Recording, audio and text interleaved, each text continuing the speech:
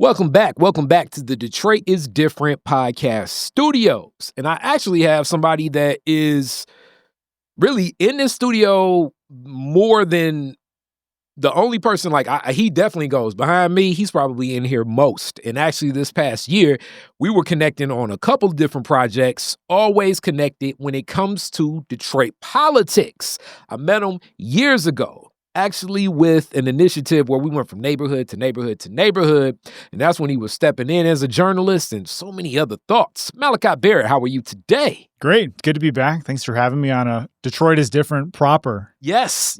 You've been around Detroit is Different stuff for a long time. But now we finally actually get to get that Detroit story from you and how that connects. Yeah, I'm excited to talk about it. All right. So you already know that we all start these with your Detroit story, how many generations deep, how far back it goes. And I know a little bit of this, but your Detroit story, what's the ties? How did you connect with the D? Yeah, so 0 generations back. Actually, nobody in my family is from Michigan at all. Okay. My mom grew up in Missouri in a small town called Carthage, which is kind of outside Joplin. People know there was a really big hurricane or a tornado, I guess, that came through in 2012. That's probably the only reason people would know about Joplin. That is a very small town if it's definitely bookmarked by a natural disaster that happened. And my dad grew up in Wisconsin. He grew up in Green Bay. Okay. So we're Midwest people. We just kind of ended up in Michigan. My dad was in the Marines the whole time I was growing up, so we moved around a lot. Okay. I was born in California. We've lived in a couple of states and actually in Okinawa, Japan for a little bit, and settled down in Battle Creek. Spent some time there in elementary school. We went away to South Carolina, came back, and basically was there from middle school all the way through high school. Went to school at CMU, met my now wife who grew up in Huntington Woods. So that's kind of what started to bring us over here. Over this way. I basically worked my way east across the state. After I graduated school, I was in Kalamazoo for a little bit. Then I went to Lansing and covered some stuff up there and moved to Detroit in 2022. All right. So I definitely got to already start off with a big question, especially this season. So because he was born there, did that mean that you were in a Packer household as a child? Yeah, I am a Packer fan, which I don't shy away from. When it's Green Bay versus the Lions, I'm rooting for Green Bay. Okay. Although I've got a lot of love for the NFC North in general. Okay. And it's been cool seeing the Lions succeed the last couple of years. But if they're in the playoffs, sorry guys, I'm not on your side. Okay. My grandma still lives there. I mean, I got legit some Green Bay connections. You know. Okay. Is somebody in your family how they say the city owns the team? Does somebody in your family have I figure they give I don't know.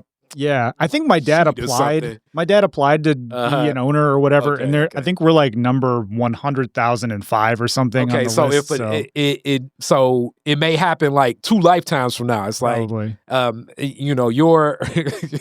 Your great-grandson may end up being an owner of the Packers. Maybe, but also our kids may very well end up being Lions fans because my wife's a Lions fan, and it's going to be a source of contention. Okay. So, yeah, we'll see what happens. All right, because I always wonder, it's what is going on with this? It sounds good, but it still feels like somebody really is managing it. But here nor there. So, moving around, military kid, and we've definitely seen other military kids. We've had the interviews. What is it like as far as did you have, what would you consider that place that when you think of as a kid where it's okay, I like this place most? Was that Battle Creek or was it another place? Yeah, I mean, I have vivid memories of being in Okinawa, Japan. It's kind of like the Hawaii of Japan. It's a small island. It's part of the Ryukyu Island chain. And I don't know what the population is there, but it's kind of small. I mean, it's similar to a lot of farmland. I think they grow sugar canes there. And of course, we were on a military base while we were there. I was there I was pretty young. It was 1st through 3rd grade. Okay. But, we were on the complete opposite side of the world. We came back, I think maybe once a year, if that, around Christmas time. And it was a series of flights. So we were just very isolated, but also kind of within this bubble of also, fellow military kids. I remember our neighbors were, this young one of my friends from that time. We kind of actually reconnected recently. We're from Puerto Rico, and the military is. It's a diverse group. I mean, people from all different walks of life, probably generally like middle income people. There's this joke on The Simpsons I always liked that like they were part of the upper lower middle class. And that's kind of how I felt like our situation was. But it was interesting because all the infrastructure over there was built to withstand typhoons, which are just like hurricanes, basically. And the first year we moved there was something called Super Typhoon Bart that was ripping through. And I just have this memory of, I think it was like probably my 7th birthday or something like that. And I had gotten a VHS tape of Jurassic Park. And so there's the scene where the T-Rex is kind of coming at him and it's like raining really hard. And I'm looking outside and there's cars being pushed like down the street from the wind. So it's like you're looking at TV and it's like, okay, this is like happening simultaneously. It was an interesting childhood. I mean, I always felt like, I don't know, unique, I guess, or I mean, honestly, I felt weird as a kid. It can be kind of an isolating experience, especially when we moved, into like regular schools and weren't like around other military kids. A lot of people like didn't really get it. But it was also like I wouldn't trade it for anything. I got to see a lot of different parts of the country. Okay. Got to meet a lot of people. I think the experience of like showing up somewhere new and having to introduce yourself to people has served me like really well. Especially here. I definitely think the new kid, it's always, just the hurdles of stuff. You know what I'm saying? Yeah, I was always the new kid. Yeah always. Because we've moved every 3 years. So, sometimes most of the time, actually, we moved places where we weren't like living on a military base. Okay. So there was always kind of a culture. So it's even that too, because I know on-base culture is different than off-base culture from other interviews here, and just so many other families. But also, you talk about other kids like responding to and having the understanding because it's just so different, Yeah, I remember we lived in Parris Island in South Carolina, which is one of the 2 places where they train the Marines. There's a base in San Diego, and then there's Parris Island. And if you have the choice, which I don't think people do, I think it's based on like what side of the state you're from. It used to be like what side of the Mississippi you're on. If you're on the west, you go to San Diego. If you're on the east, you go to Parris Island. Long story short, try to go to San Diego because Parris Island is a man-made island in the middle of the swamp. Wow. And we lived on the island. We were across the street from one of the tracks where recruits would be doing their thing every morning. So we kind of woke up with a similar like routine of like you cadence and you're hearing people training. And it was like kind of a normal neighborhood experience where like the kids were all the same age. We would all hang out and run around and, try not to get in trouble. But the only difference was if you like broke somebody's window, it wouldn't be like the mean old man down the street. It'd be like a general or like a colonel or something. And you would be like in real, So I don't know. In some ways it was like kind of typical. And in other ways it was like really weird. Very different. Yeah. Very different. Actually, connecting in that, a recent Detroit is different. I know they were like, is this paid ad? I'm like, nah, but Toys for Tots. That's a Marine program. I didn't even know this. Disney reached out. They did something in Detroit. So I met the colonel over that. So we did that a couple of years. I'm thinking that's what I was going to ask. Battle Creek. Yeah, we would. I remember we would hand out Thanksgiving turkeys, and then there were a couple times where we actually went and like picked out toys for people. And I was like probably in elementary school when we did that too. Yep, because I had no idea the connection, but he told the whole story of how it happened and Walt Disney connecting. And this is the only nonprofit organization from the military that's not funded by the military. And I was like, okay, this is a whole to-do. I had no idea that Marines are, this is an official mission of the Marines. You know what I'm saying? So definitely like connecting in community and where things go from, what did he say? He was like, after World War II, a lot of the soldiers didn't come back. So you had a lot of, children that did not have fathers and what would be at that time, World War II era, making sure that some toys still get executed, Yeah. So also with that, Battle Creek, Cereal City. That's exactly what people think. But along with that, it's like Battle Creek is. We had a project with the Round Table this year And it's like I have a homie, Big E. Shout out to Big E. He was like, man, he'd tell like these like gangster stories from Battle Creek. I'm like, is Battle Creek is like, and then it's like, okay, it's definitely as I always say, it's many economies that sometimes exist in a lot of places in the state of Michigan, and kind of like as that crossing point, Chicago to Detroit, and it lands a lot of personalities in Battle Creek. Let's put it like that. I mean, I look at it, I wish I could remember like what the population of it was, but I always look at it kind of like as like a Saginaw or Bay City equivalent. It's like a post-industrial town. It's like a lot of small towns in Michigan that don't really make a lot of sense anymore because like the primary industry left. Ours was like cereal manufacturing, and there's been some news on that recently. A lot of those jobs are just no longer there. It has a lot of like interesting history though. It was a stop along the Underground Railroad. Sojourner Truth ended up spending the later part of her life there, and so there was like a big it's a big community. statue. Yeah, it's a whole statue and like almost like a mall, not like a shopping mall, but like a mall plaza. Yeah, like a park with a lot of different. It's actually really. I mean, if you're on your way to Chicago and you have some time to spare, hop off 94 and go down. It's like right off the highway. It wouldn't be really out of your way. But there's a lot of like cool cultural things like that we get to learn about growing up. But yeah, I don't know. I mean, it's kind of an unremarkable town, like a lot of places. There definitely, there were 2 high schools. There was kind of the more like inner city Battle Creek, high school, and then there was like the more, I guess, suburban, if you could really call it that, high school. And I went to the latter of that, but it was probably like, I don't know, 70% like white when I was there. We had a big population of people from Burma that were coming over when I was growing up. So I don't know. Battle Creek's an interesting place. We call ourselves Battle Creatures as a term of endearment and derision. There's a lot of weird stuff that goes on there, but I got love for it. Anybody from Battle Creek, I'm not trying to diss it. I never spent more time in Battle Creek than this year of my life, and found out a lot of different things, even like the faith-based community, the relationships, and also, and I guess this can kind of mirror a little bit of Detroit.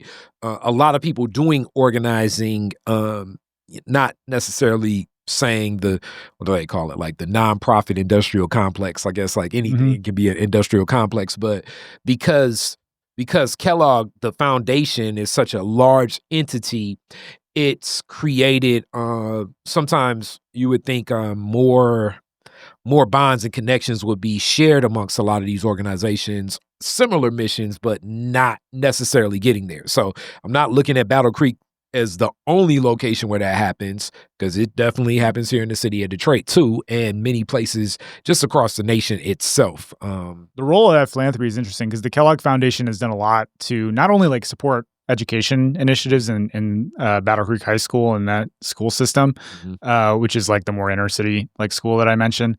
But also they've put money into like economic development initiatives in downtown, and they've got some like breweries to come start up. But then you think of like compared to Kalamazoo, which, basically like 3 of the wealthiest people in the country have subsidize not only like the Kalamazoo Promise, but also like portions of the city budget to replace a tax cut. When I was living there, that was one of the big things that happened. They created this like foundation that basically took on different roles of the city government itself.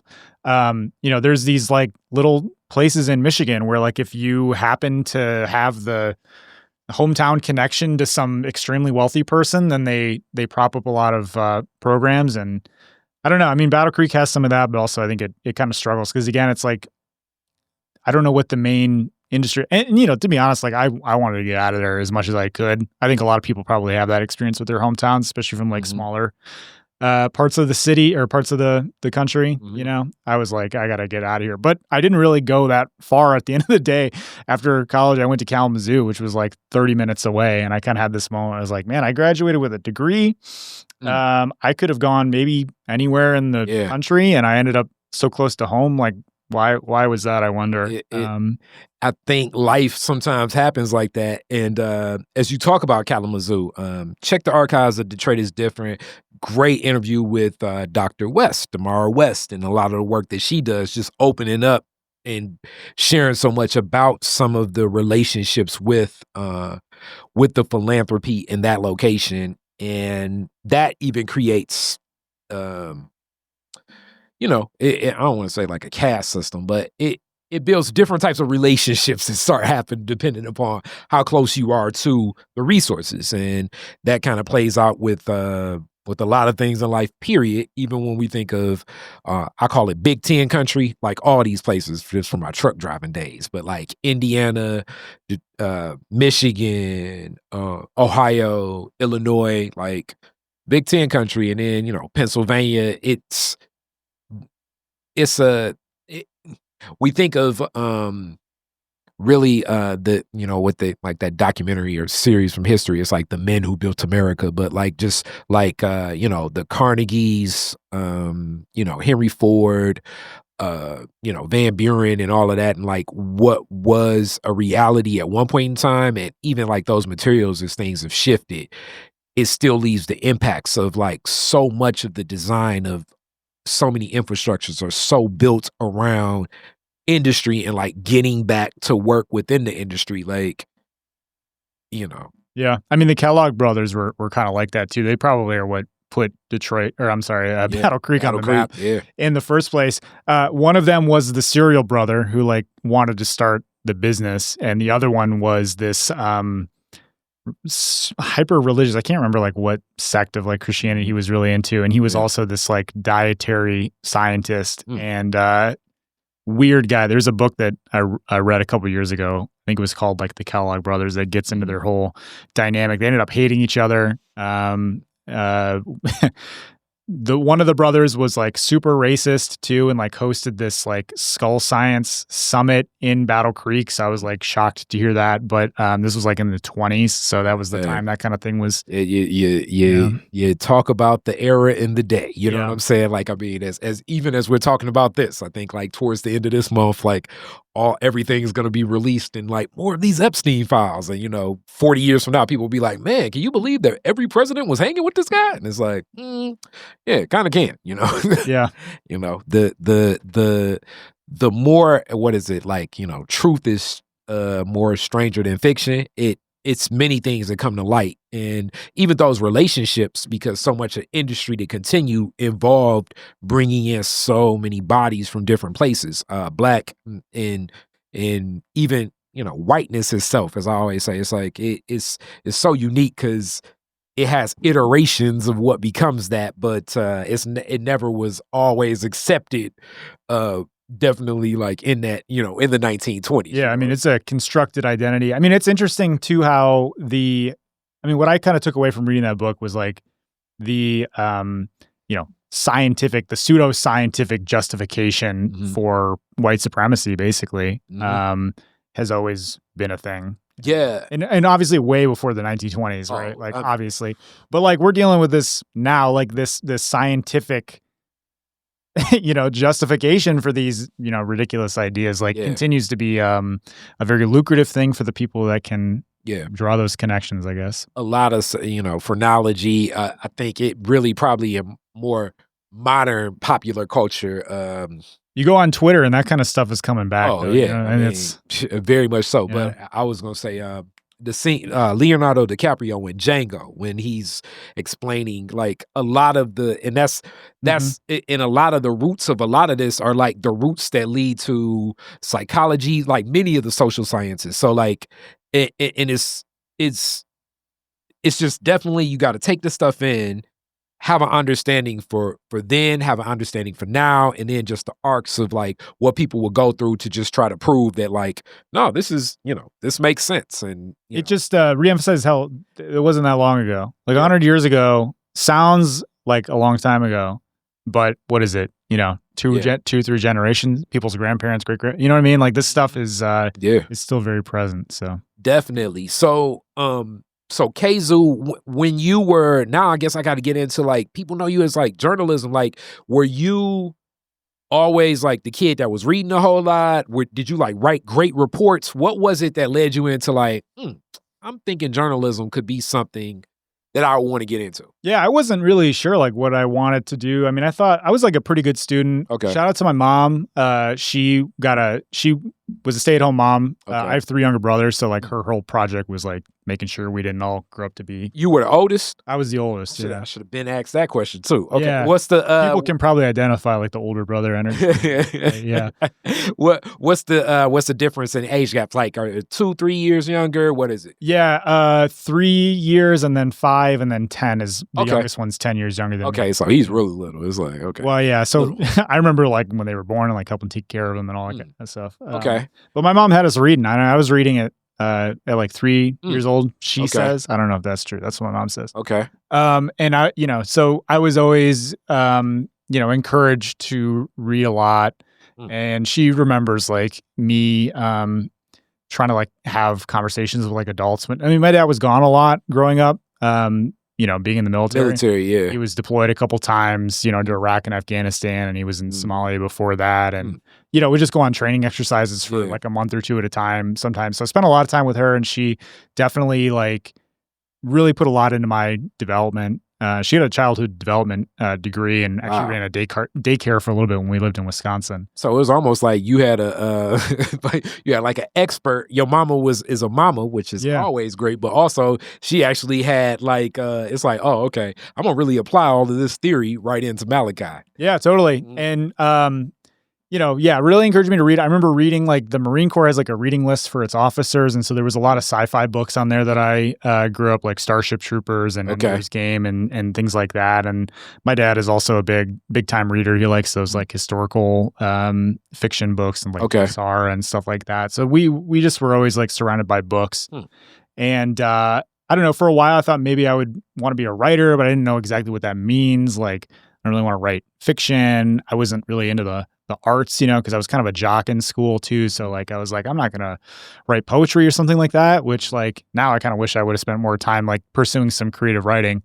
There's still time, I guess. But I think the thing that really attracted me to journalism more than anything is the independence and the ability to try to hold people accountable and try to push back on power. And I think maybe it was like being a military brat a little bit. I got kind of like an anti-authority streak in me, or like a don't tell me what to do streak. And that seemed like a nice way to kind of merge, this kind of like punkier attitude I had as like a brat kid with like being more literary minded. I didn't know what I wanted to do until really my senior year of high school. I spent a semester on the yearbook club just kind of as a lark. I was like, I had some friends who were doing it. I was like, yeah, this will be fun. Okay. And then I was like, oh, I'm actually kind of interested in this. And then I went to CMU on a tour, and they had a really good journalism program and a student newspaper. And I just kind of decided, yeah, I'll give this a shot. It seems like better. And, I was fortunate. My parents had both gone to college. And so there was never really a question of like whether I would be able to go. I was able to take advantage of some of the GI Bill to get part of my school paid for as well. Cool. So that was extremely helpful. And I worked at the student newspaper while I was at CMU. And now, like, even like with, shout out to Sam, but the Sam Robinson interview that I had talking about like the college newspaper, and also Jessica Kier Moore and what she was doing at the college newspaper.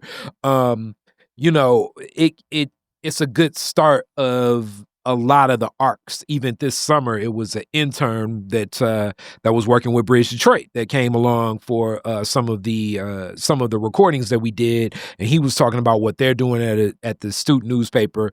What was the beat? How did you just like, I guess, get into like what you wanted to write? What was that first story that it was like, no, I kind of like this? Yeah, I mean, I was just like, I remember the first year that I was at school, I was basically going up to the office. There was the student newspaper at CMU is independent, so it's funded by, they have an advertising department. It's like really the best way to get hands-on experience with anything. Like I definitely learned more working at, it's called Central Michigan Life, than I did, in any of my classes. No disrespect for the professors, but just that hands-on work and making mistakes and like, making all these decisions, because it was totally student operated. We had a advisor, shout out to Dave Clark, who's now the editor over at the Midland Daily News, Big Rapids Press, I think. He was really influential in a lot of kind of my like generation of reporters in Michigan. And, basically everybody that I know that's a reporter spent time at their student newspapers. But I was just going up there like every week to the 4th floor of Moore Hall, like knocking on the door, just being like, "Hey, can you hire me? I'll do like literally anything you guys want me to do." And so I started out on sports. Okay. And I started out, I think, with women's softball, and then I covered wrestling, and moved over to the news desks and did some reporting about. Man, I wish I could remember like what were some of my like early stories. I mean, I ended up being an editor, and I ended up being editor in chief by the time I graduated. Wow. And led this, reformatting of the paper from, a broadsheet to a tabloid, and tried to update our social media and like video strategy, and was like in charge of, I don't know, probably like 24 or so people. And we were paid not very well. I always had to like take extra jobs and sell plasma actually. Whoa, that's to afford. Plasma centers is always boy. Yeah. BioLife was definitely getting the best out of me at that time. But yeah, I mean, that experience, we did all kinds of stories. I mean, we thought we were probably like getting more in the weeds. I mean, we probably thought we were like holding people really accountable. I remember we did one of the bigger things that I did was like accounting all of the salaries of the staff. So the president and all of the administrative positions, and how much money, and, drawing that direct connection to like, this is why school is so expensive, because we're paying university presidents are making crazy money. That is definitely an independent paper. Their contract. Yeah. And that was great. I mean, that having the experience of like having the communications director for the university call me up. Yeah. And, I'm probably like sleeping off a hangover or something like that. Like trying to be a student and a reporter and, a young person, and is like, 21-year-old, and trying to figure out how to navigate that. Yeah, we did some stories about sexual assault on campus that were really influential. It was really how I learned how to use the Freedom of Information Act. Okay. One of my colleagues had tried to get data on where rapes on campus had happened, and the university had invoked Title IX, I think, to try to prevent that. But we were like, it's important that students know where these things are happening for, a variety of reasons. So yeah, stories like that. I mean, I don't know. What was the big smoking gun thing? That was a long time. It's been 10 years now since I've been in college, so I have to go back and probably read some of that stuff. Look at what it was. Yeah. But from there, when you're doing that, like especially leading the senior year, does it crystallize like, that's where I want to go? Yeah, I had pretty much made up my mind. Like when I first enrolled at CMU, that's what I was going to do, and I was going to try to make it work. Okay. And I did a couple internships while I was at school too. Okay. At like small papers in Mount Pleasant. I worked at a paper in St. Louis, Michigan. Okay. In Alma. Went up. One summer I spent in Petoskey. That was actually a really great experience, because they had you work at the Petoskey News Review, the Charlevoix Courier, and the Gaylord Herald Times. And so you would kind of drive around, throughout the week. You'd work a day over here, a day over there, a day over there. So I get to know different parts of the state really well.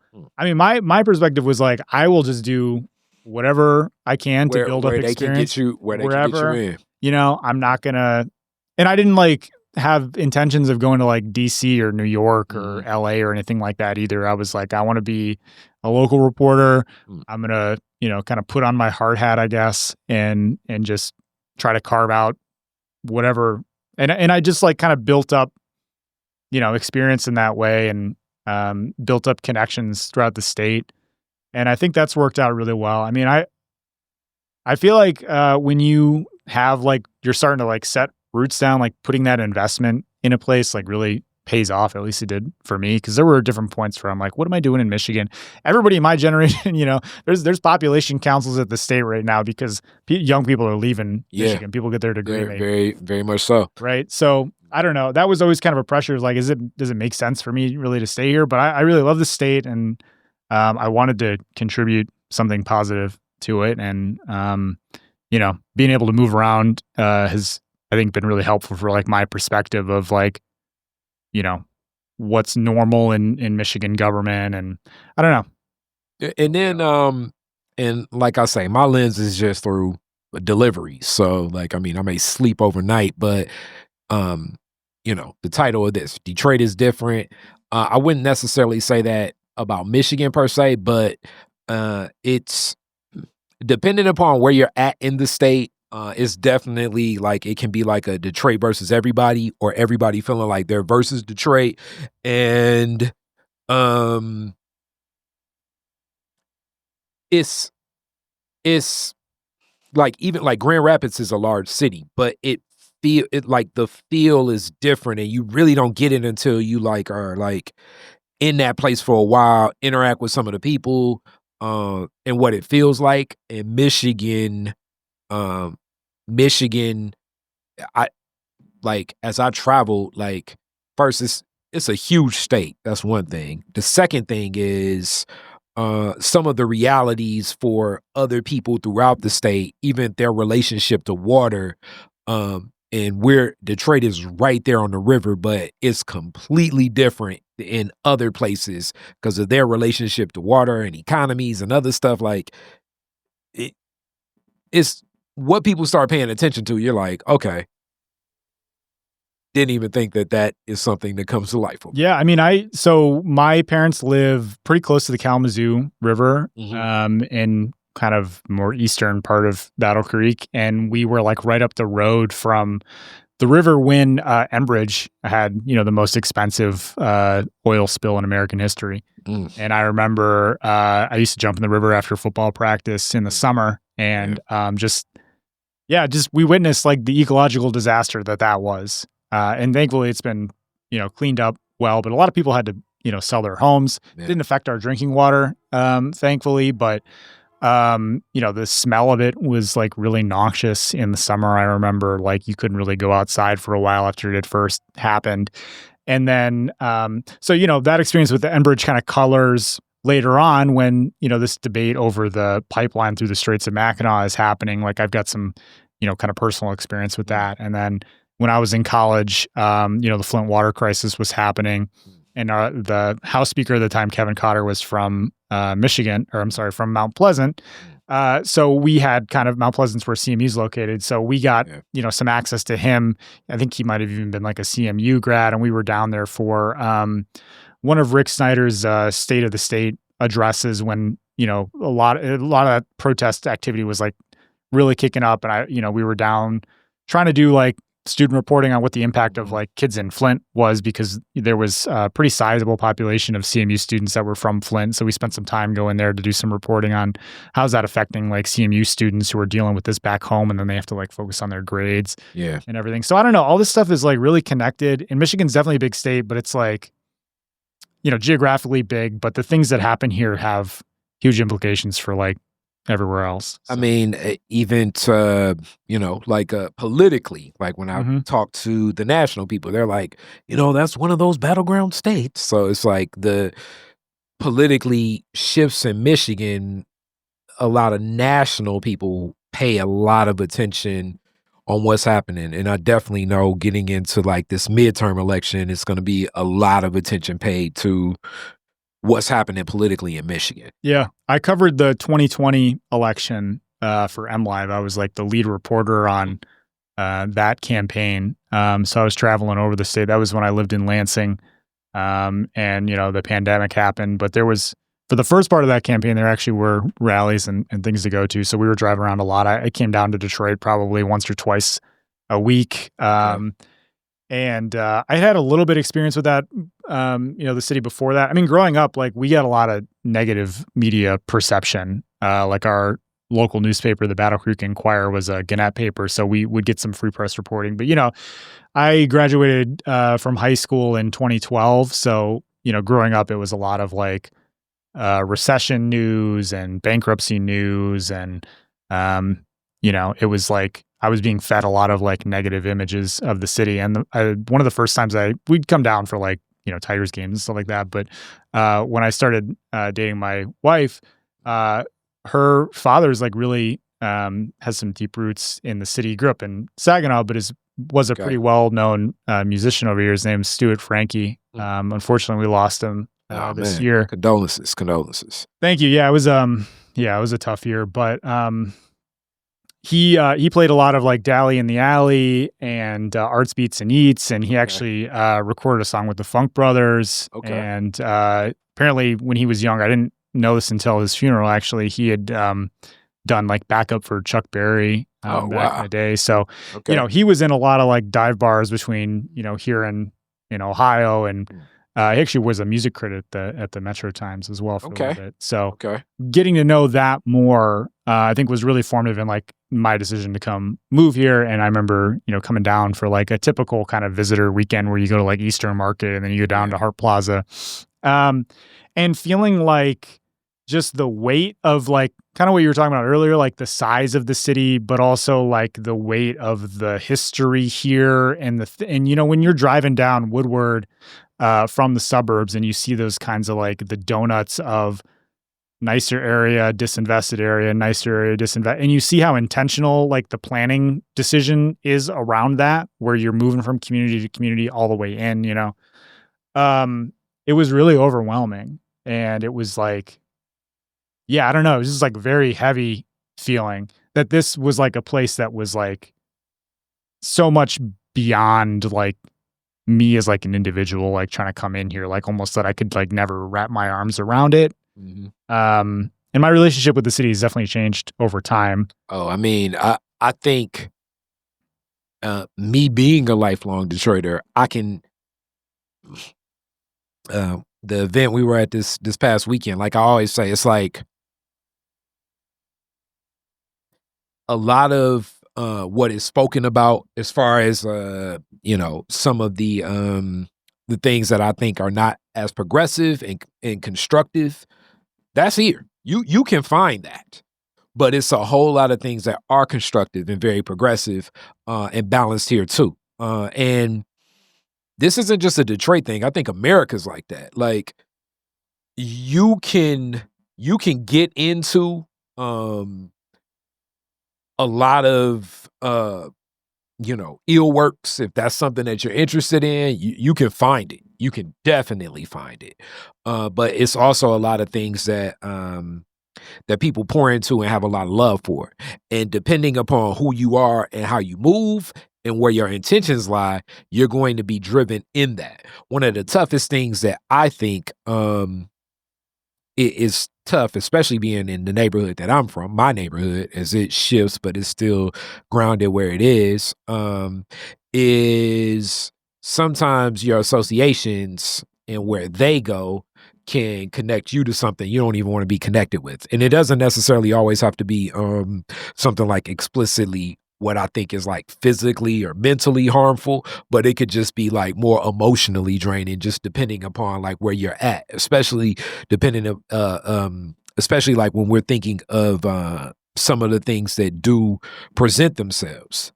If you are a person that and shout out to everyone that is putting in that work and being there for those people, like at COTS and things like that. But those realities exist, and not just in Detroit, but many places. But if you're there and you're emotionally and spiritually balanced for something like that, wonderful and beautiful. If you're not really ready to see the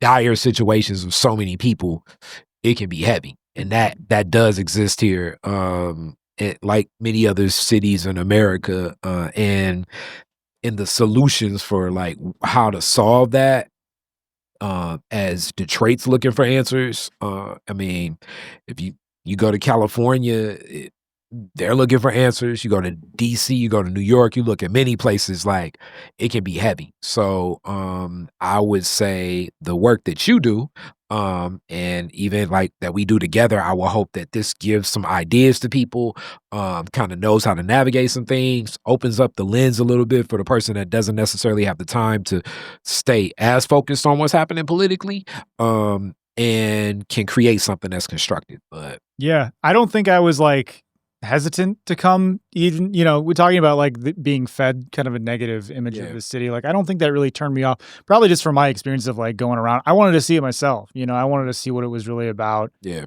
And make up kind of my own mind about it. And, man, I'm just like really, I mean, frankly, it's honoring to just be able to be a reporter here. And the fact that, people have been so cool to me has been really cool. But yeah, it's like the layers and layers that you continue, at least in kind of like my Detroit journey, like continuing to kind of unravel why things are the way that they are. Detroit is different, right? But it is like there's a lot of things that happen here that happen, all over the world. And, it's kind of a place that's very unique, certainly, but like also like a lot of other places at the same time. Like there's nothing like, I don't know, it's like a normal place at the same time, right? Yeah. And it's, I think like I always say, it's the cliquishness of Detroit that makes it, like, we as Detroiters make it different. Like, it's not many cities where, people will be 60 years old and be like, what high school you go to?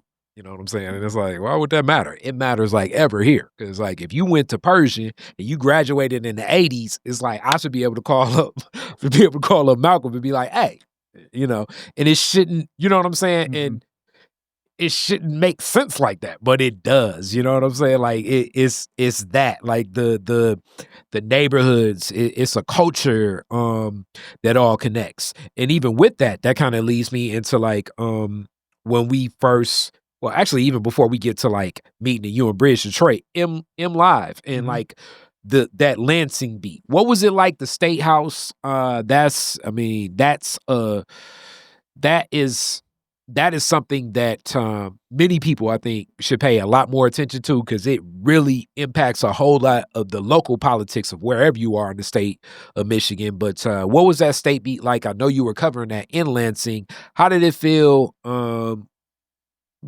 How were you navigating kind of that space when you were there? Yeah, I mean, honestly, I was pretty uncomfortable when I first got in the legislature, and I didn't really do a lot of like covering what I didn't cover the House or the Senate. I wasn't really on the floor much. I was covering more of like the federal perspective, and then would kind of tap in with people on hearings, and I don't know. I did cover like some legislative issues, especially when you're at the local level, because there is like that direct kind of connection to what's going on in the State House. But I don't know. I mean, being from, I don't know, like not being a rich kid, I guess, made me feel a little uncomfortable, because like some of the people that you're around, it's kind of a different world, like the blue blood type of thing, where it's like this guy's dad was also a state lawmaker, or this staffer, has this like history, and the kind of the pipelines of like MSU into the legislature, and in that kind of professional world, I felt pretty alienated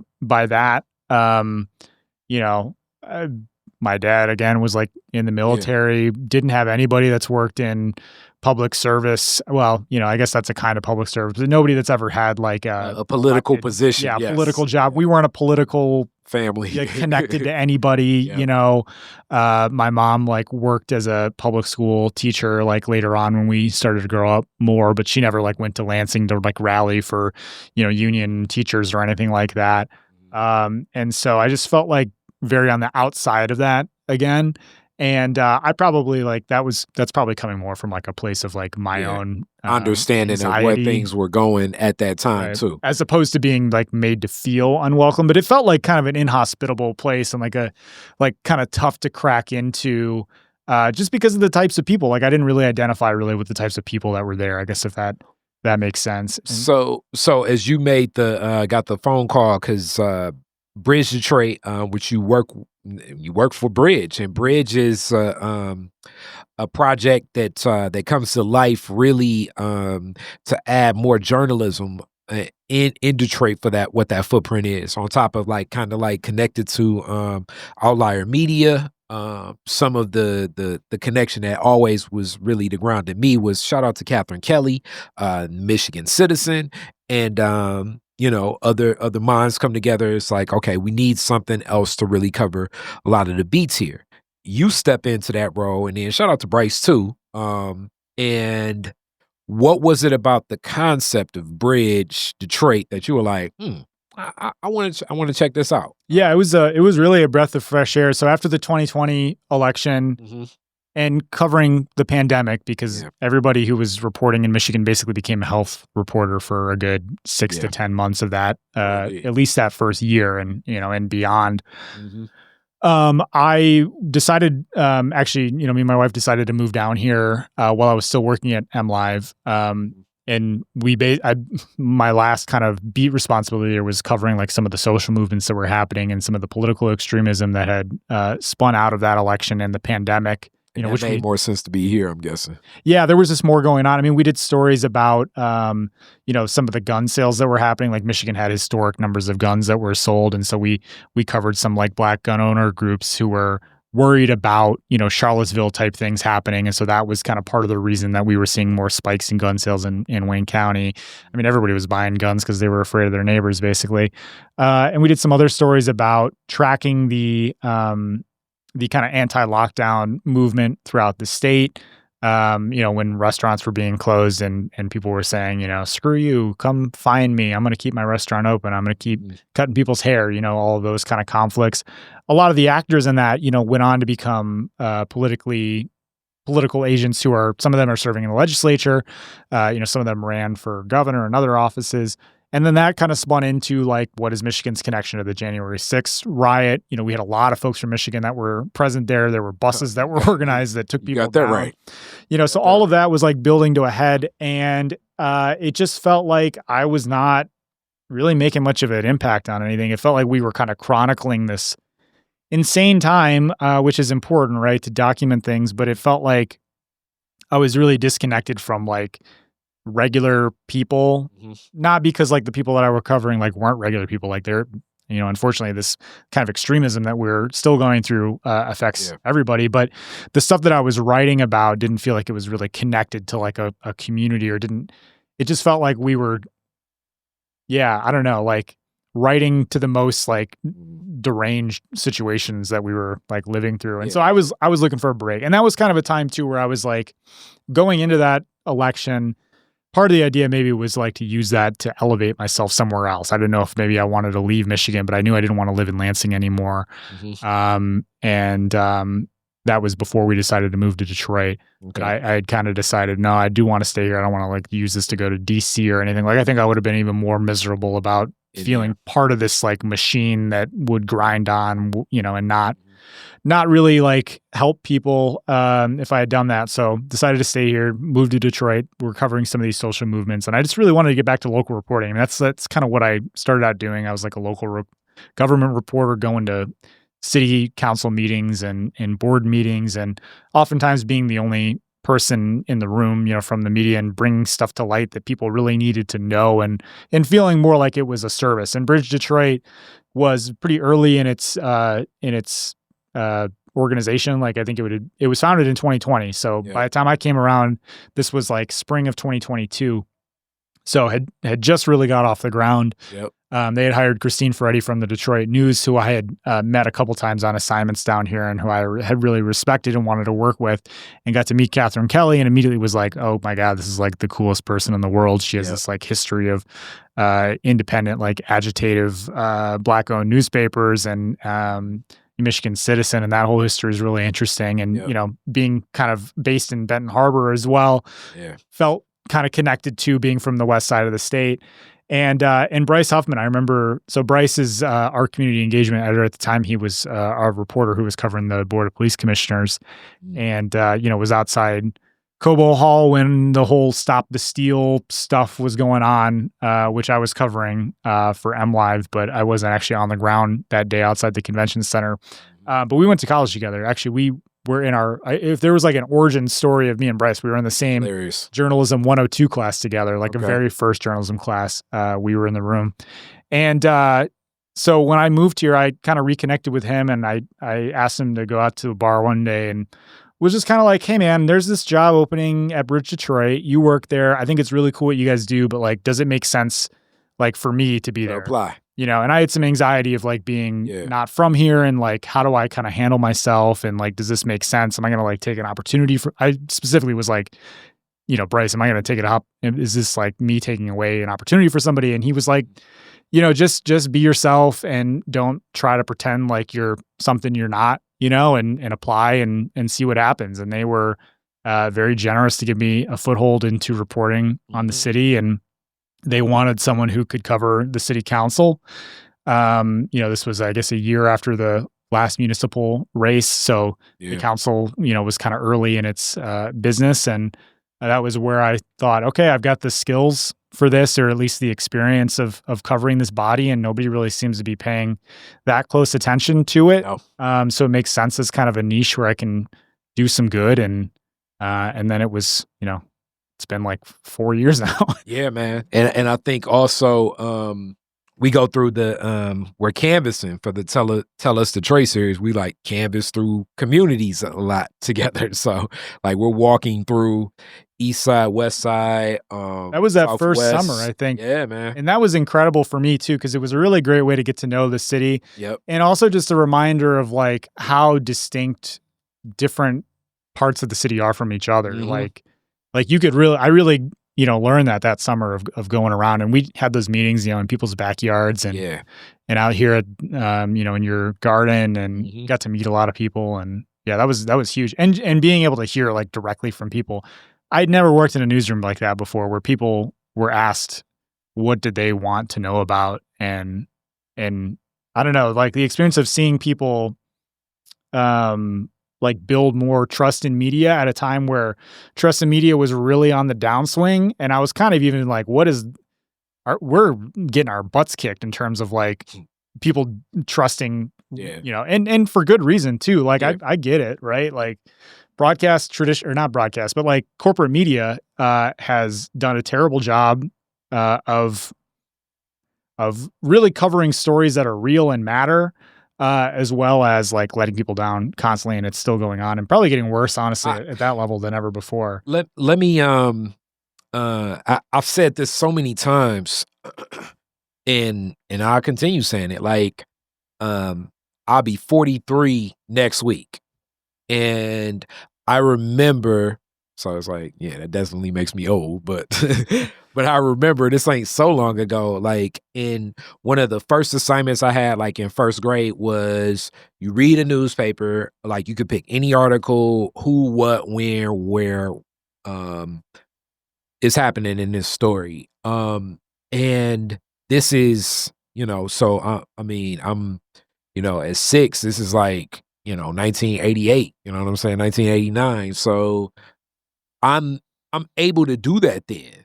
Like, whereas now in based on what I do, like content creation along with the money being made in like it's like news media has really transitioned a lot of things more into what we would consider like editorializing. So, And entertainment even too. yeah, I mean, and like so like back then that whole, the Tom Brokaw, Peter Jennings, and I forget the other guy, but like their like almost like stoic nature of like not having any emotions was the way that it's like, okay, I can trust them because it doesn't even seem like they could care. And I've watched in my lifetime like the shifts of like even like what came in waves of like talk radio, and then becoming, like you say, it's like more entertaining.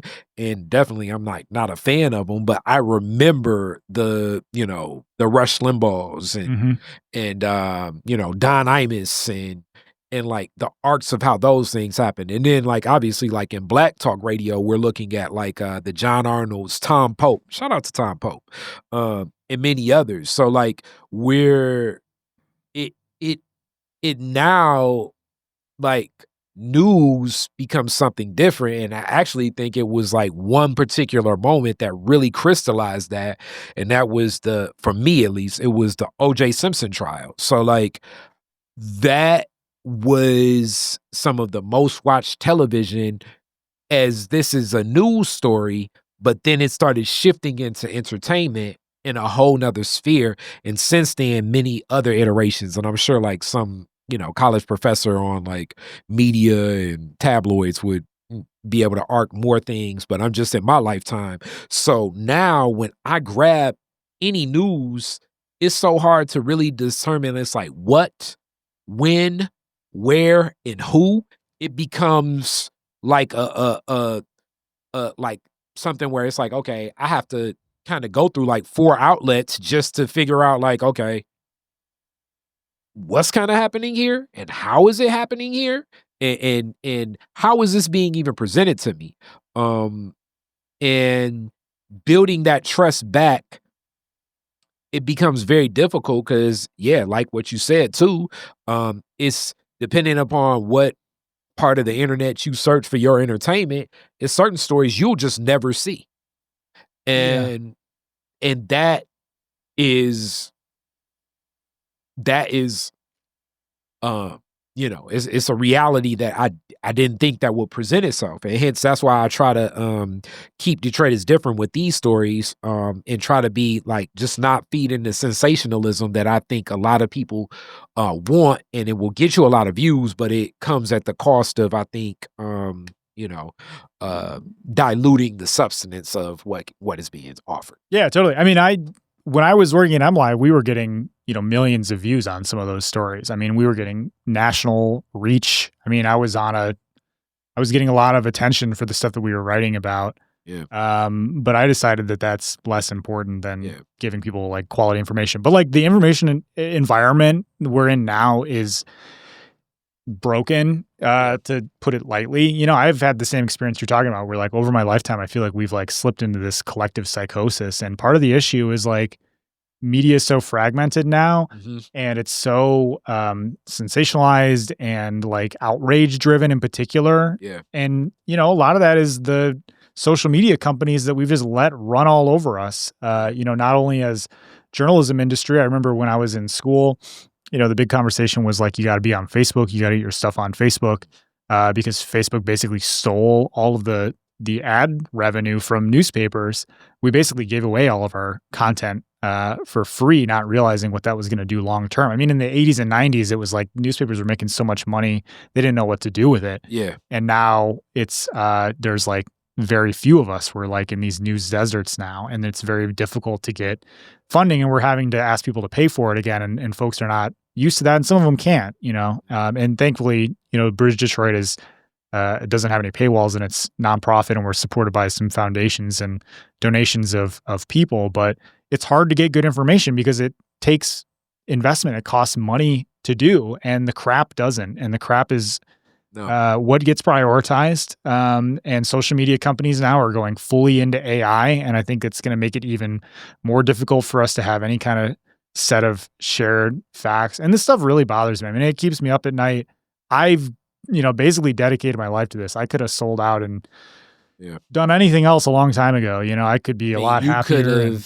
You were right there. I mean, you could have wrote a book on like, and it's like 2 stories you can write about like the men that try to kidnap and kill Gretchen Whitmer. You know what I'm saying? Like it's 2 articles. You can write one that a person that got the MAGA hat loves, or you can write one that the person that sees that hat and want them to see him die, or hates that hat. You know what I'm saying? Like where it's like, okay, like let's step back, like let's apply some critical thinking here. You know what I'm saying? Like let's ground ourselves in some critical thought about all of these things that are coming at us, and not just like heighten things. And that's why I guess it's definitely been moments and times where people even ask me like opinions, and they're like, oh, we think this or we think that. And I'm like, nah, you're assuming that that's what I think. But some of this stuff I'm still just processing. Like I'm still processing a whole lot of just even what's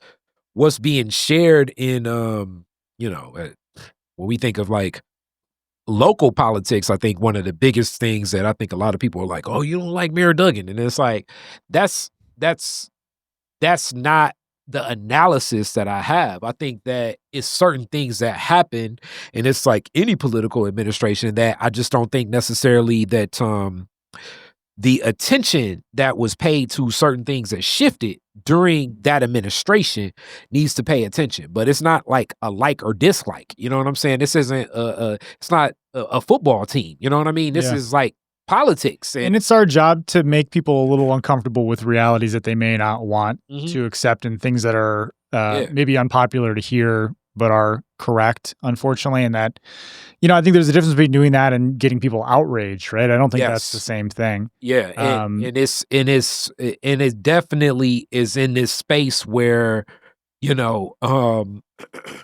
where, also like in this sensationalism, you'll have what I think is a more reputable source, or someone that you usually trust, share something that you don't necessarily agree with all the time. And then people be like, see, that's why you can't trust them either. And it's like, we have to have some form of like a place and space where we can look at some information, apply some critical thinking, but also like have a little bit of trust in what it is and what was. Like everything cannot necessarily, I do think that it's good to have that critical thinking, but you gotta have some basis of like, we can move forward. You know what I'm saying? I can't, like right now, it's like if they say it's gonna be a 2-foot snowstorm tomorrow, and like let's just say it's like 1 foot, I mean, I'm not gonna never listen to that meteorologist again. I'm gonna be like, okay, this is where I want to go to get some of the information.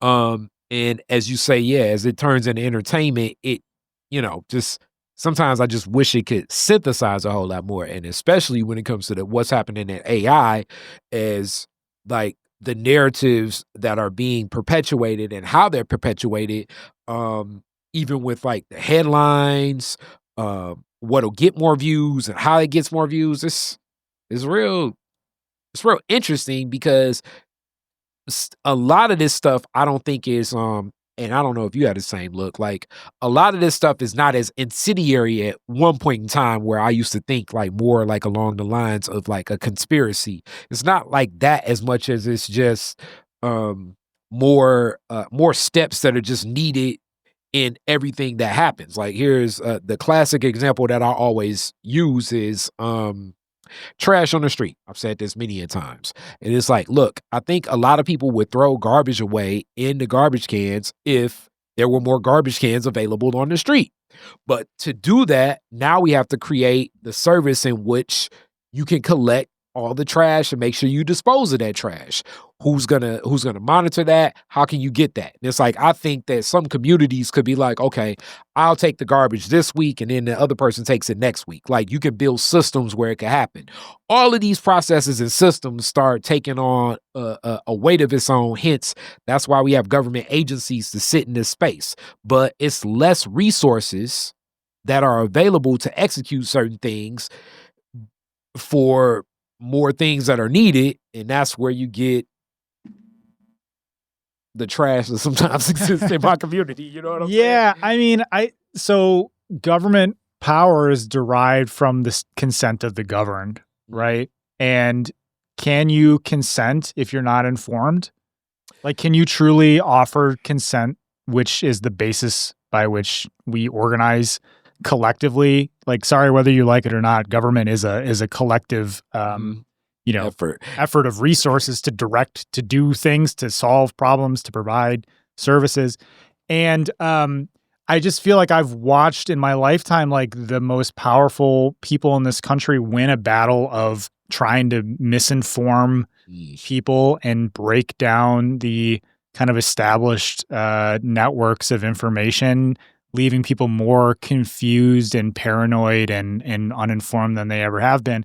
And look, there is a really real conversation about media bias that we need to be constantly having. Yeah. When I was in school, it was always like, don't make yourself a focus of the story. Don't include your bias. Try to be as objective. I mean, objectivity as if it was a real attainable standard. And I think we've seen that rightfully break down. It's ridiculous to say that there's no, unconscious bias in any of what we're doing because we're making choices. We're making choices about what stories to cover, who to talk to for that story, who best represents what's happening here. These are all decisions that are being made. So why are those decisions? Well, it's a collection of different reasons. And sometimes I think it's always fair to ask and hold me accountable and hold other reporters accountable for like, why are you making the choices that you're making and the things that you're covering? But it's also like inevitable as being a human being that there's some subjectivity baked into that. And I think the correct answer to this that we've seen become more popular is people embracing and being transparent about their biases and the things that have informed and shaped them as a person. And I think if you follow me, on social media, if you read my reporting, you probably have a good sense about how I feel about certain things, but I'm not a partisan actor. Like I'm not here to support one side or the other. Right. And I try to mitigate those biases as much as I can in pursuit of, of the truth and intellectual curiosity, and not let things that are maybe inconvenient. I think you have to be like ideologically kind of malleable as a reporter, and maybe just as a person in this world. I mean, doing this job has made me a better, well-rounded person just by nature of like stuff that I thought was true turned out to be wrong. And what do you do with that? You're going to dig your heels in and continue to be stubbornly wrong? That's stupid. That's what a stupid person does, You have to be willing to adapt and integrate like new information. And so by doing this work, I think that's helps me along that route. But like the rise of the news influencer really freaks me out, because there's a lot of people who are totally unqualified to be interpreting what's going on, don't have any kind of qualifications, but because they can produce a video that looks good, or they're attractive, or they have a good speaking voice or something, they get attention, or they provoke people in the right way. And we've seen this with like the debate bros and the, the streaming people and all of this. I mean, these people have become very, very influential. And, I think it's been bad. I think it's bad for everyone. Yeah. Another thing I just want to I don't think people realize this, but like, I think what we're doing is like patriotic to some degree. Like, I wouldn't be doing this if I didn't care about the country. Like the idea that like journalists are enemies of the people, enemies of the state, that we are trying to undermine America. Like at least what I hope I'm doing is further strengthening democracy in Detroit by equipping people with good information that they can use however they want. I'm not an activist, right? I don't advocate for particular causes or anything like that. But hopefully people that, do want to advocate for themselves and their communities can use the information that we give them to make better decisions. And ultimately what we're in pursuit of is better governance. And I think that's hopefully something that I've been able to add by being in Detroit, is like the level of rigor that I've applied in my career to people in Congress, or people, running for these higher level offices in the state legislature. Apply that to the local level, because we deserve a well-functioning government. We deserve people who are serious about the responsibility that they have. I don't have a lot of like journalistic heroes necessarily, but Uncle Ben said, with great power comes great responsibility. Hilarious. And if there's one like maybe mantra to live by, I think that might be it. Like if you have any kind of power in this world, you have a responsibility to use it well. I think even with everything you shared, like, part of it is like, how do I put this? We should expect that the actors would move in this way, but it's back to also where we stand in society, even for like just attention spans, period. And some of this is like, how much is programmed, how much is choice, right? Because that's really going to be the next debate that a person would say. It's like, well, these people get this many views, but and in that, as you say, like, this is to empower, whereas I feel like I'm figuring out and learning a lot of stuff as I go and grow through this. Definitely, I think that, and that's why I always say I'm not a journalist. Like when sometimes people say that, I'm creating content, but I'm telling a lot of stories that I think do come into play. But I do think that this is a place and space where I want a lot of people to share their stories, so that you can have the opportunity to get these relationships through the archives. I mean, I'm over 500 episodes of like this arc of people's Detroit stories. There's value to that too. I mean, I think a healthy news ecosystem has room for all of these different kinds of ways to engage with it. You look at like the newspaper archive of coverage of, the mayoral race in like the early 2000s. And there's like 7 pages of coverage. Some of it's editorial content, some of it's columns. There's several different stories by different reporters. We just don't have that anymore. No. And even like the arcs of like, I collect old magazines, because it's like the arcs of like having an understanding of how, how at least journalism presented something at a time. Because I think a lot of the sensationalism is kind of like at a pulse of where we stand in this time too. And the difficulty that I see with a lot of this is really that it has heightened, like, definitely at one point in time, I think that too many people probably trusted the news too much. And now it's like the extreme opposite. you're supposed to be somewhere in the middle with this. Yeah. There's room for nuance there because I'm very sympathetic to how media has failed to cover things correctly in this country and the decisions that are made by, and some of it is like the pipelines into journalism and the elite media, and like media in New York and DC and the types of people that get elevated into those roles. And, lack of diversity in journalism has definitely been a problem that contributes to all of that stuff too. So like, yeah, we probably did like trust too much that there was no like bias affecting the content, but now it's kind of gone in the opposite direction, the extreme opposite way. And then even within that arc, like even the American story itself, like, it depends on like from what, you know what I'm saying? It's like history, you know what I'm saying? It's his story, you know what I'm saying? Whoever tells it. And I think especially what Bridge has offered to Detroit right now, when it comes to the city council beat, first off, I tip my hat to you because, sometimes city council, I mean, a Tuesday session can go, sometimes that can be like 8 hours, you know what I'm saying? And like, who's there more consistently than you? I don't know them. You know what I'm saying? And then coming back with the beat of what's happening day to day, because a lot of these ordinances, they where they start and where they end, what they end up coupled into and how it functions.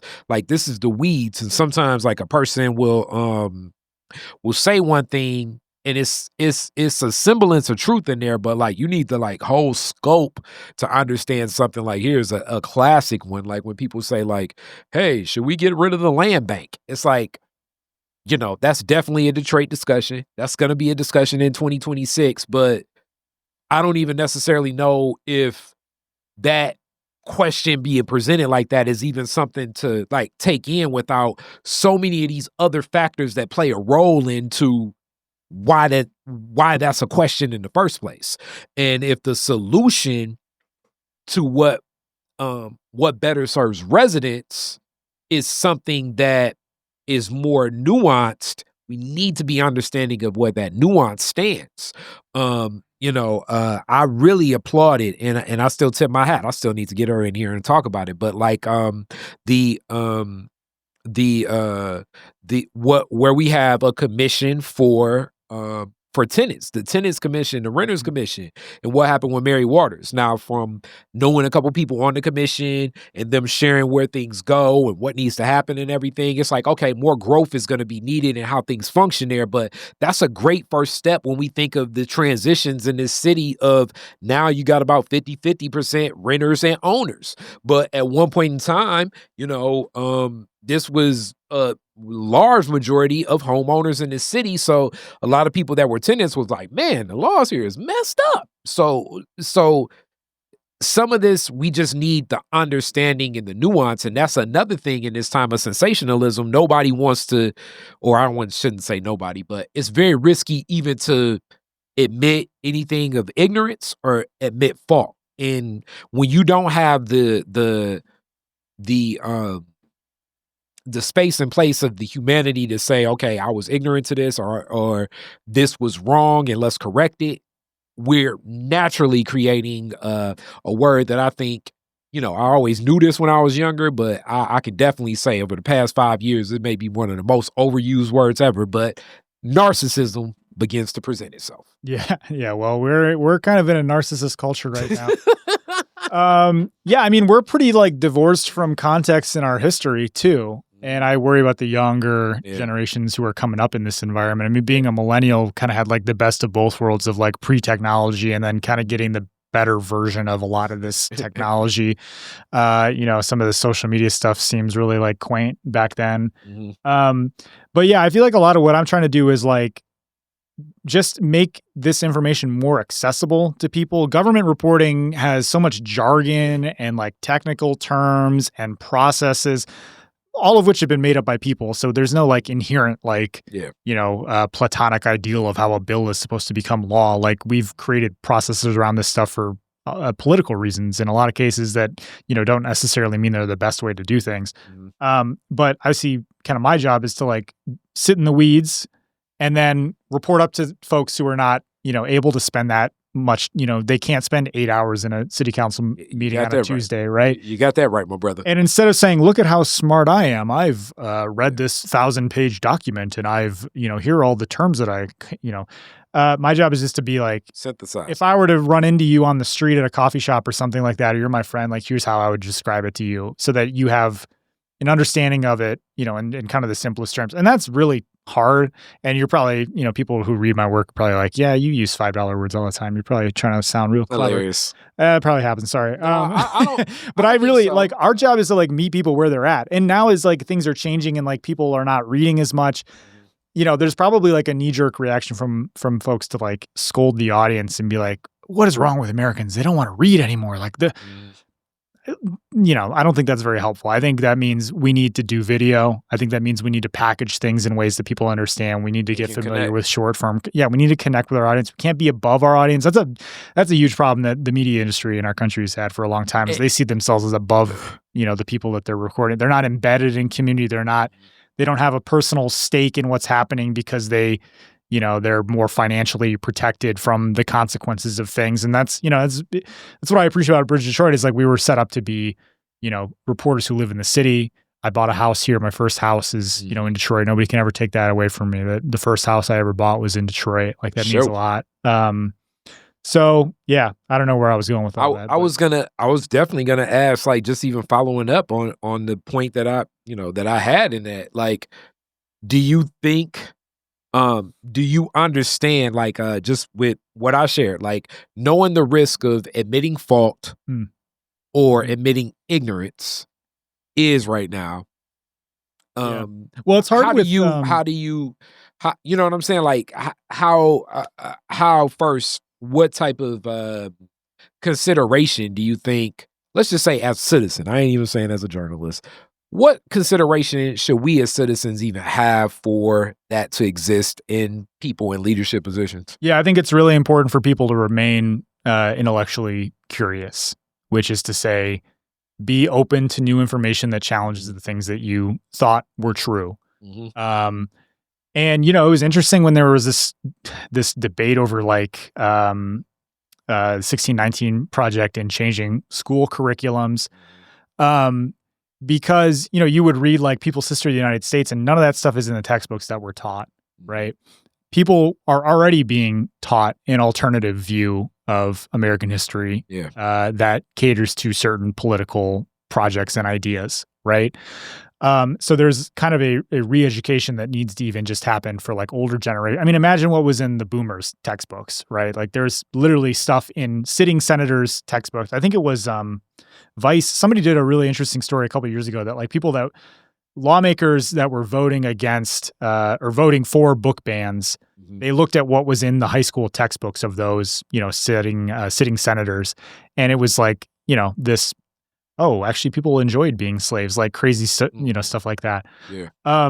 So I think that's part of it is like, there's definitely who benefits from keeping your view of history rigid around certain traditional ideas of, black and white, who's the good guy, who's the bad guy, morality stuff, right? Like, unfortunately, the founding fathers, did set up a country that was meant to benefit, white male slave owners and property owners. Like, I think you can say that without being like anti-American, or I don't even think that's really that controversial, right? Like if you love this country and you are dedicated to the project of it, which is to be like the first multicultural democracy, then you have to like acknowledge the bad stuff that's happening. Yeah. But like me personally, like I go into kind of everything that I write about with like the perspective of I have some kind of hypotheses about this thing, but I don't really know. And you find out through the process. And I think that's kind of the problem with like our,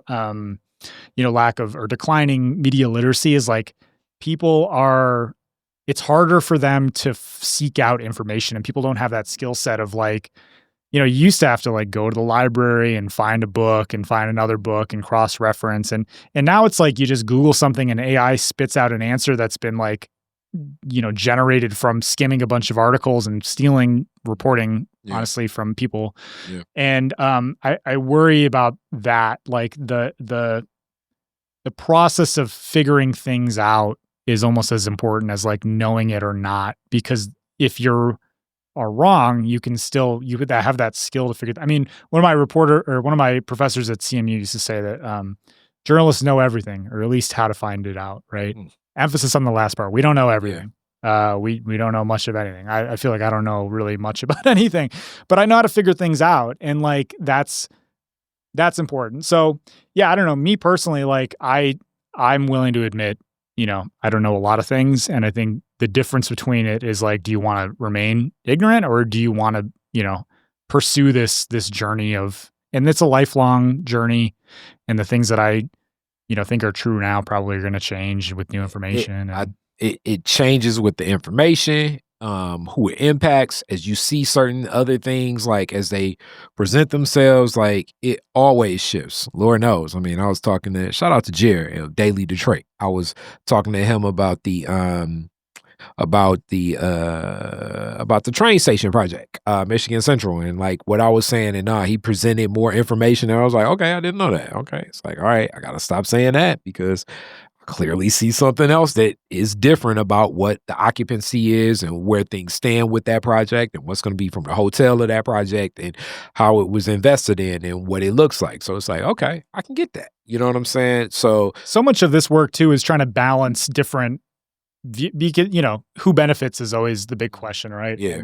And for example, on the land bank, right? I mean, you have to keep a couple things in your head at the same time. Like, there's valid criticisms that people have. There's things that they've done that's good. Where do we kind of find not the middle ground, but like a holistic view on something where both are true, right? The things that people have experienced that are negative happened, and things that are good have happened. And, you present that in a package, hopefully that provides the right context and balance, and then readers can kind of decide. I mean, so much of what I feel like I'm doing is just like navigating different points of view on things and trying to find the best way to like represent it without represent it all. And what I'm always usually uplifting is back to capacity, because that's been in this American story, at least where my lens looks at a lot of the things here, is the capacity for, and it's rare because I'm not as big of the person debating the whole concept of what capitalism is as many others, but the concept of always moving forward with what productivity can be, and that being quote unquote what the solution is, it supersedes the concept of the capacity of how things can happen. And I don't usually think that that's taken into effect as much as it should be, because there are limits to a lot of this stuff. Hence, some of the realities we're looking at as post-industrial America. I mean, Roger and Me is a documentary because of a lot of that stuff about capacity and where things get in the competition of where capitalism lies. So we have to be cognizant of that. And a lot of the ways of the presentations of like just what the solution is like, everybody gets a free pizza, everybody gets a house, everybody can get their favorite new car. And I'm not necessarily saying the whole, there will be poor, like what the Bible says either, but we just need to be cognizant of what that capacity looks like. If we're building new office buildings downtown for office tenants, are the businesses, was there a demand of these many businesses saying, I want to come to Detroit to have an office? Because if that's not there, but this is there, then we're gonna have some challenges. I think it's it's okay to not have an opinion on everything. Like, I think social media has like promoted this a lot, where everybody has to have like a take, and your take has to be the morally superior one. And if you're not, you're getting clowned on, and surveillance culture has made this so much worse too, where like people aren't able to make mistakes anymore. And if they, they come out on the wrong side of something, and there's limits to this. Some people deserve to get clowned on. Right? As fresh as we get to a close, like it's everybody's calling for a new head coach for the Detroit Lions. because of a game Oh last my night. God. Well, you got robbed on that touchdown. Like, that was crazy. I've never seen anything. You guys get robbed every week on some call. I'm like, they're just inventing new rules by the week. New York's calling in, man. It's nuts. Hey, you know, it happens. It's like I told him, you know, but that's, you know, that's what it's like nowadays. So classic Detroit is different questions as we get to a end of this. Very first car, year, make, and model, year you got it. I had a 1991 Ford Ranger. Wow. Man, that was a cool car. I totaled it. I was driving to wrestling practice in the morning in high school. It was like the first winter. My birthday's in September, so got my car. That first winter, didn't know what I was doing. Probably should have put some sandbags, in the back of the truck. Oh man, people didn't plow the roads where we were at though, and I'm driving into school at like 6 a.m. to do wrestling practice, and I rolled off the road and destroyed it, and then I had to drive a Honda Odyssey van. I guess the my mom's van the rest of high school, so I paid for that one. I guess the good thing though is that you were safe after that. I was. Thank you, Ford Engineering, because I drove it into the woods and rolled over, and I was fine. I've been in a couple of car accidents.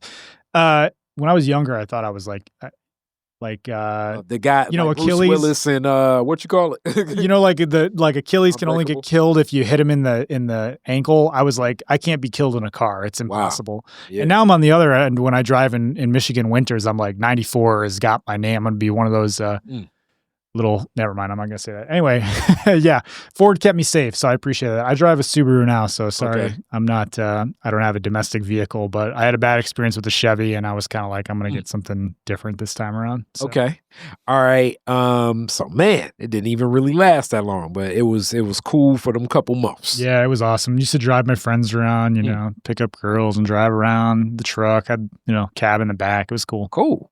All right. You're the DJ at the end of the fireworks, Woodward and Jefferson, Detroit. What 2 songs you playing? Oh, damn. That's tough. I love that Detroit, that Frank Sinatra song. I feel like that's a classy way to kind of close out a fireworks night.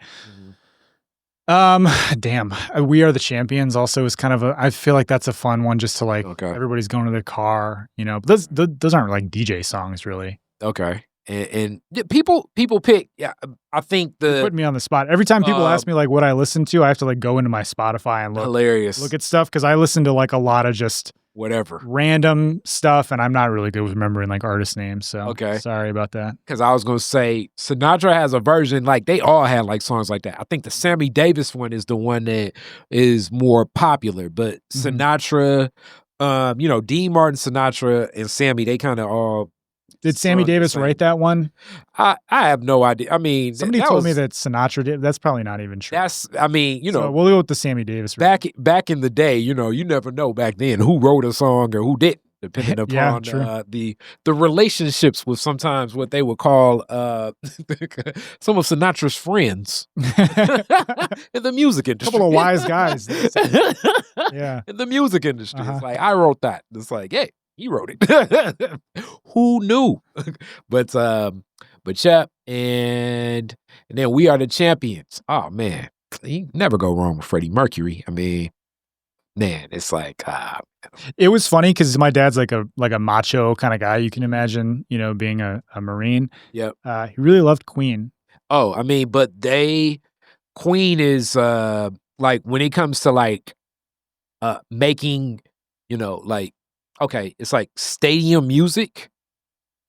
Mm-hmm. They like I don't even know, was like were they thinking, and God knows who wrote those songs. I think it was Freddie and them. There's probably a lot of people like that in the 80s that didn't realize like the queer undertones of the music that they were listening to. Well, but I was just more so saying like they made a lot of like We Will Rock You, like like those catalog, like if you have one of those songs that like is always played at a sporting event, I assume that the publishing on that is, and they got a couple.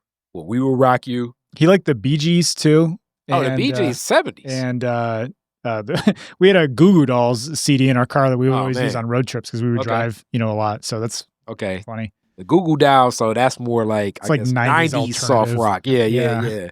They had that Man, I'm forgetting that song. They had the I mean, yeah. I grew up listening to like a lot of punk music. Like when I was in middle school and high school, I had a friend who was like really into like Anti-Flag and Bad Religion and stuff like that, and kind of got, Green Day was kind of like a pipeline into some of that. Yeah, I was gonna say and Green Day is what I think of when I think of more modern punk. And actually, I mean, shout out to the White Stripes. They had some. Yeah, it was a lot of like had all of our needs met, and we were like well taken care of, and we're like going to good schools, and we were like mad at everything for no reason. You know what I mean? Like, my so-called life. yeah, the suburbia or something. Yes. But I don't know. There's not really suburbs in Battle Creek, I guess. I don't know. It's just the other side of town. Yeah. So, last question. This is always the person that's in Detroit, not from Detroit. Spaceship comes down. E.T. comes out. And he's like, take me to the most Detroit place that you can take me. Where are you and E.T. going? Wow, most Detroit place. Sorry, this is going to reveal my ignorance probably. I remember one of the first places I went to was the Bead Museum. And Dabble. And that was awesome. That felt like a very Detroit thing that was like, you don't see something like that in other cities. So wow. I love Dabble. Shout out Dabble. He should be on here. Love Dabbles and everything he's done. And it's like, yeah, that would definitely be just really, I would want to see the aliens' response to Dabble, because Dabble's always so like cool. He'd be like, well, that one's from Ghana, that's from Uganda. And it's like, you're not tripping out that this is an alien? It's like, he needs to buy it just like you do. That's the least interesting thing in there would be an alien, yeah. Yeah. Talk about it. Most people pick Belle Isle, but you pick Dabbles, which I guess that's even more reason that I need to get Dabble in here. I've known him for a long time. Yeah, they had that issue with they almost got closed down. I think it was last year, right? Yeah, like the footprint. I know Bryce went over there and supported it, but like that, it's like a whole space. And actually, it was maybe like 6 years ago. It was a group of young people that went on a tour. Like it's a whole he tells the story of iron and its relationship to Earth. And it's like, damn, this is like, I've known him most of my life. I went to Northwestern, so it was like right on the corner, and I've been buying beads from him for like 20 years. And then like he goes on this whole tour, and I was like, damn, I never knew all of the rest of this was like really like a whole installation. So it's a whole like campus. Because there's kind of like a big public art park outside too. So there's like, you go inside and you look at the beads, and then there's also all this other stuff to look at. It's probably been 2 years since I've been over there. I need to go back. Yeah. You mentioned Belle Isle. I'm a big Belle Isle advocate too. I don't think people realize in Michigan what a gem that is, what a public resource. I mean, such an amenity. And I live on the east side because I wanted to be kind of close to Belle Isle and the river too. So there you go. I'm out there a lot. In the wintertime, I'm playing hockey out there. So shout out to the Ice Boys. Oh, well, yeah, definitely more power to you all that are checking to make sure that is solid out there. The whole system around. Because I was going to say, I ain't no telling. But thank you, Malachi. And this was fun. We've been waiting on this one for a while. I definitely know that people got a little bit in the background, more of our perspectives, and we're gonna be doing the wrap up public comments soon too, and everything. But yeah, like I always say, thank you so much for offering everything you do offer, the perspectives of so many different Detroiters that reach out to you and add layers to a lot of the things in city council, because really, like, following that beat, like something may get introduced in March, and you gotta follow it, and it comes to life in June or something. Also, because the weird fiscal year of the city of Detroit that it seems like, that's all. I'm just getting tired of thinking of everything we got to do next year. There's just not enough of us doing this work. Is just what I kind of keep returning to. I mean, I want there to be a healthier relationship, information ecosystem in the city, if I can describe it that way, right? Like, I want there to be more publications. I want there to be more reporters. You don't need to go get a journalism degree even. I think that's one good thing about kind of the technology of where we're at now, is like it's more accessible than ever to launch to find an audience, to create a platform, right? And so, earlier I was kind of decrying like people not being like qualified to, but I think it's good for people to take an interest. I think the Detroit Documenters program is amazing that they're getting people to cover these meetings that I will never be able to go to, right? There's just too much going on. We need an all hands on deck approach. And so, I really appreciate you for not only having me on today and be a little bit more candid and open about myself than people are probably used to hearing me talk. I don't really, try to share much about myself out there to kind of preserve some so people know ambiguity and mystery. But you've done a lot to support our work and get it out to a platform and get it out to people who really need it. And I've learned a lot working with you too. And I don't know why you decided to trust me in the first place. All day, but man. It's cool that we have this relationship now. It means a lot that I got to do this. So. Yeah, and it actually started, like I say, it started back with the it started back when we were canvassing. It was like, okay, rocking with them. You know what I'm saying? Talking shit, hot ass days, house to house to house. You know what I'm saying? See me sweat through a polo on the first day we were out there. Yeah, and it is what it is. You know what I'm saying? That's how you do it. That's how you do it. Boots on the ground. Boots on the ground. That being said, peace. Detroit is different. Detroit is different. Ooh, I can feel it. Detroit is different.